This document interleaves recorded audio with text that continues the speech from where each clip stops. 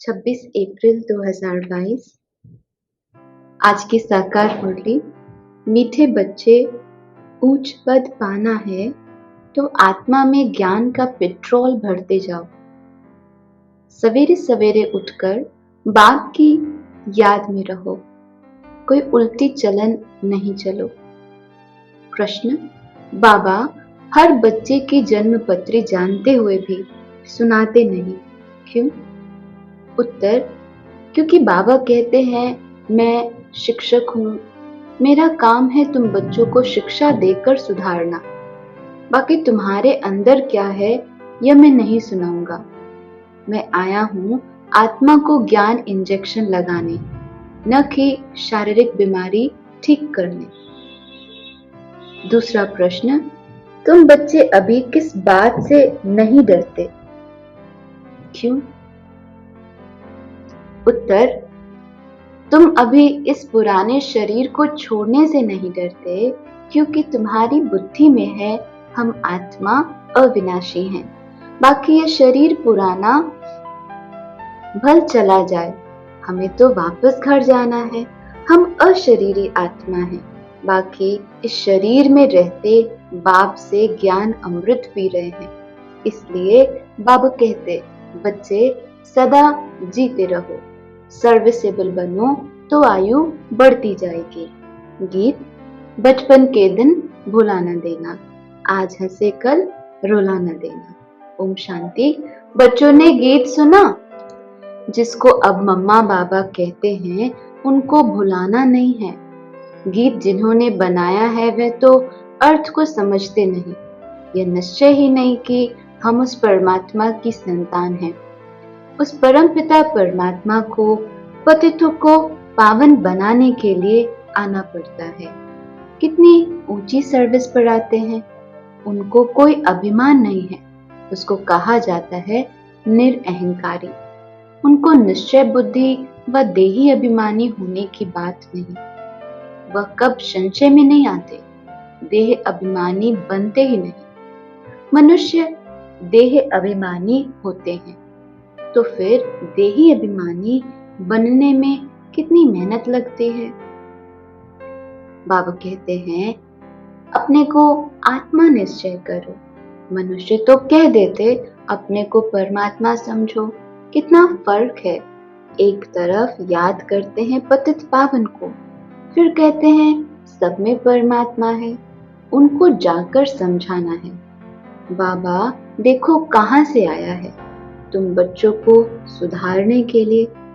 उनको पक्का निश्चय है, वह तो कहते हैं बरोबर आप ही हमारे माता पिता हो, हम आपकी श्रीमत पर चल श्रेष्ठ देवता बनने के लिए यहाँ आए हैं।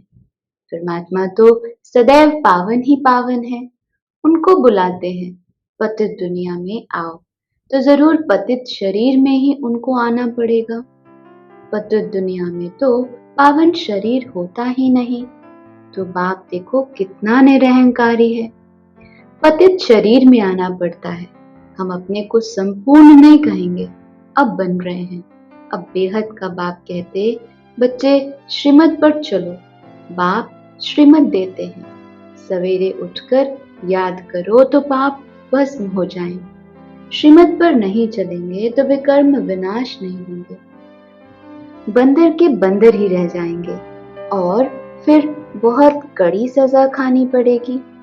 नारायण भी गीता का ज्ञान नहीं जानते, वहां दरकार ही नहीं, क्योंकि बाप है रचयिता। वहां कोई त्रिकालदर्शी नहीं होता। अभी यह लोग त्रिकालदर्शी न होते हुए भी कह देते हैं हम भगवान हैं।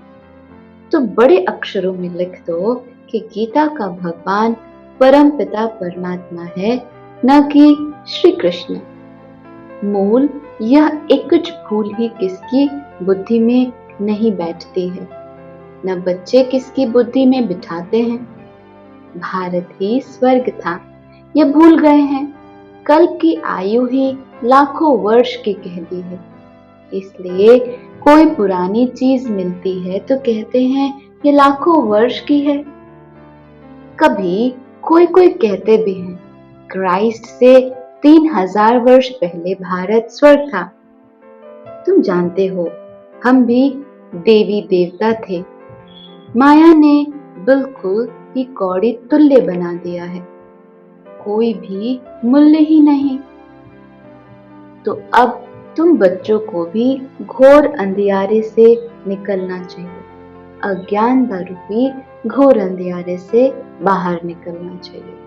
कभी कोई ऐसा कर्तव्य नहीं करना चाहिए जो तुमको भी कहना पड़े कि तुम कोई बंदर हो क्या। मैं कितना दूर देश से आता हूँ तुम्हारे मैले कपड़े धोने के लिए।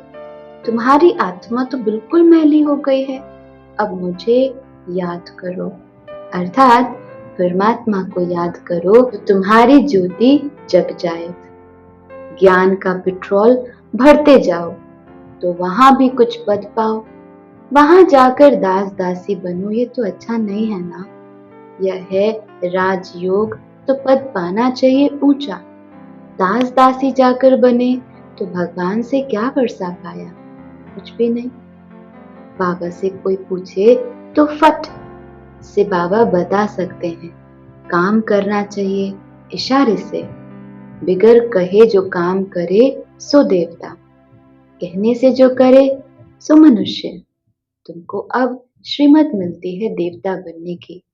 श्रेष्ठ बनाने वाला बाप कहते हैं कि प्रदर्शनी में बड़े बड़े अक्षरों में ऐसा बोर्ड लगा दो तो सबकी आंखें खुल जाएं कि श्री कृष्ण भगवान नहीं, वह तो पुनर्जन्म में आते हैं।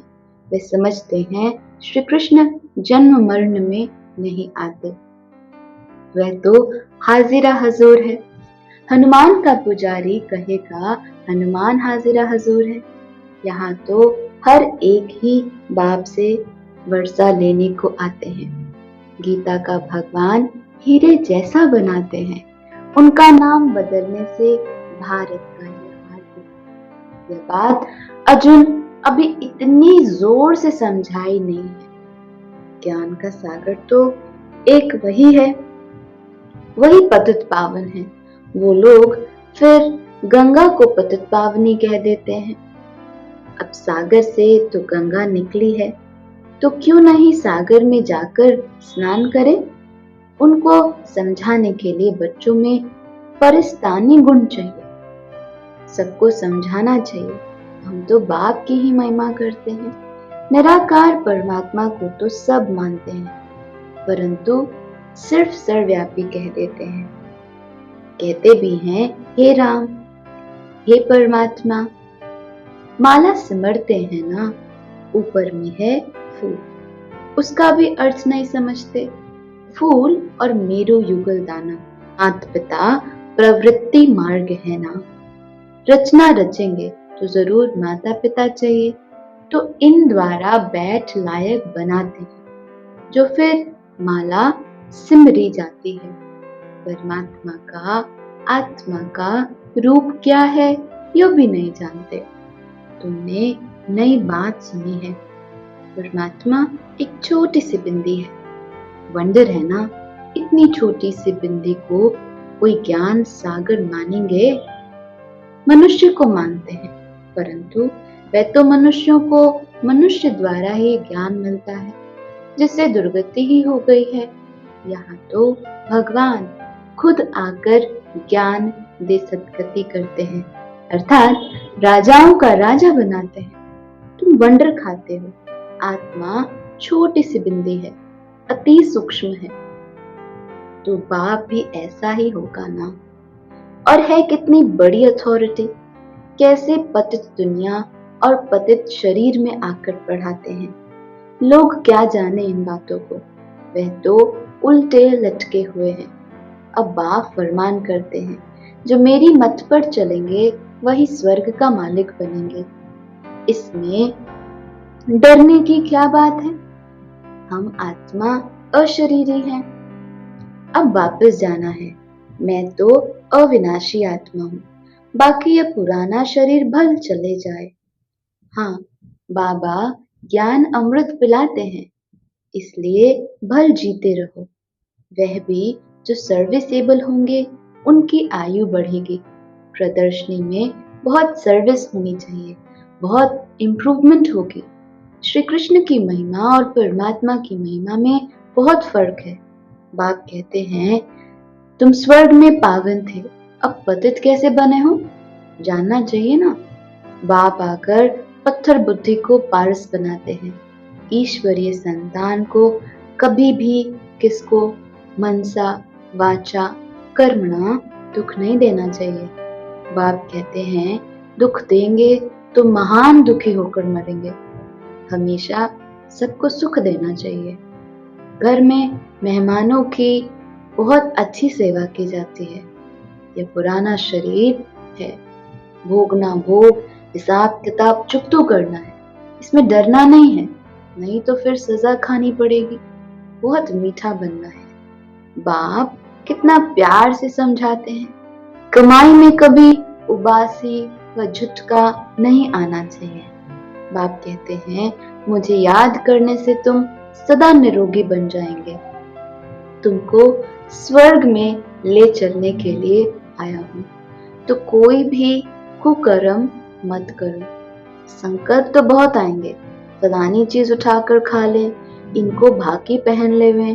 अरे बाप तो बच्चों की जन्म पत्री जानते हैं, इसलिए मैनर्स तो बड़े अच्छे धारण करने हैं। बाप कहते हैं, मैं सभी की जन्म पत्री को जानता हूँ, परंतु एक एक को बैठकर सुनाऊंगा क्या कि तुम्हारे अंदर क्या है? मेरा काम है शिक्षा देना, मैं तो टीचर हूँ। ऐसे नहीं, बाबा तो जानते हैं, हमारी दवाई आप ही भेज देंगे। बाबा कहेंगे, बीमारी है तो डॉक्टर के पास जाओ। हाँ, सबसे अच्छी दवाई है योग। बाकी मैं कोई डॉक्टर थोड़ी हूँ जो बैठ दवाई दूंगा। हाँ, कभी दे भी देता हूँ, ड्रामा में नूंद है तो। बाकी मैं तुम्हारी आत्मा को इंजेक्शन लगाने आया हूँ। ड्रामा में है तो कभी दवा भी दे देते हैं। बाकी ऐसे नहीं, बाबा समर्थ है, हमारी बीमारी को क्यों नहीं छुड़ा सकते हैं? भगवान तो जो चाहे सो कर सकता है। नहीं, बाबा कहते, बाप आए ही हैं पतितों को पावन बनाने। अच्छा, मीठे मीठे से खिलाते बच्चों प्रति माता पिता बाप दादा का याद प्यार और गुड मॉर्निंग। रूहानी बाप की रूहानी बच्चों को नमस्ते। धारणा के लिए मुख्य सार। पहला पॉइंट है, मनसा वाचा कर्मणा, किसी को भी कभी दुख नहीं देना है। कर्म भोग से डरना नहीं है। खुशी खुशी पुराना हिसाब किताब चुकता करना है। दूसरा, संकल्पों के वश हो कोई भी कुकर्म नहीं करना। अच्छे मैनर्स धारण करने हैं। देवता बनने के लिए हर बात इशारे से समझ करनी है, बार बार कहलवाना नहीं है। वरदान, बेहद के संपूर्ण अधिकार के निश्चय और रूहानी नशे में रहने वाले सर्वश्रेष्ठ संपत्तिवान भव। वर्तमान समय आप बच्चे ऐसे श्रेष्ठ संपूर्ण अधिकारी बनते हो जो स्वयं ऑलमाइटी अथॉरिटी के ऊपर आपका अधिकार हो जाता है। परमात्म अधिकारी बच्चे सर्व संबंधों का और सर्व संपत्ति का आधार प्राप्त कर लेते हैं। इस समय ही बाप द्वारा सर्वश्रेष्ठ संपत्ति भव का वरदान मिलता है। आपके पास सर्व गुणों की, सर्व शक्तियों की और श्रेष्ठ ज्ञान की अविनाशी संपत्ति है। इसलिए आप जैसा संपत्तिवान और कोई नहीं। स्लोगन है, सदा अलर्ट रहो तो अलबेलापन समाप्त हो जाएगा। मातेश्वरी जी के अनमोल महावाक्य। परमात्मा के बारे में अनेक मनुष्यों की मत का आखिरी फैसला। अभी तो ये सारी दुनिया जानती है कि परमात्मा एक है। उस ही परमात्मा को कोई शक्ति मानते हैं, कोई कुदरत कहते हैं। मतलब तो कोई ना कोई रूप में जरूर मानते हैं। तो जिस वस्तु को मानते हैं अवश्य वह कोई वस्तु तो होगी, तब तो उनके ऊपर नाम पड़े हैं। परंतु उस एक वस्तु के बारे में इस दुनिया में जितने भी मनुष्य हैं उतनी अलग अलग मतें हैं, परंतु चीज फिर भी एक ही है। उसमें मुख्य 4 मतें सुनाते हैं। कोई कहता है ईश्वर सर्वत्र है, कोई कहता है ब्रह्म ही सर्वत्र है, कोई कहता ईश्वर सत्यम माया मिथ्यम, कोई कहता है ईश्वर है ही नहीं, कुदरत ही कुदरत है। वो फिर ईश्वर को नहीं मानते। अब यह है इतनी मतें। वे तो समझते हैं जगत प्रकृति है, बाकी कुछ भी नहीं। अब देखो, जगत को मानते हैं, परंतु जिस परमात्मा ने जगत रचा उस जगत के मालिक को नहीं जानते। दुनिया में जितने अनेक मनुष्य हैं उन्हों की इतनी मतें, आखिर भी इन सभी मतों का फैसला स्वयं परमात्मा आकर करता है।